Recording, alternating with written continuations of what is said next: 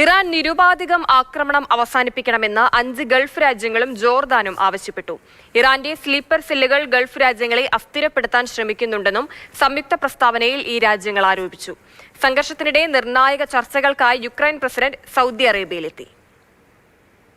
ഏകപക്ഷീയമായി ഇറാൻ നടത്തുന്ന ആക്രമണങ്ങൾ അവസാനിപ്പിക്കണമെന്നാണ് 6 രാജ്യങ്ങളുടെ സംയുക്ത പ്രസ്താവന. ഒമാൻ ഒഴികെയുള്ള 5 GCC രാജ്യങ്ങളും ജോർദാനും ചേർന്നാണ് പ്രസ്താവന ഇറക്കിയത്.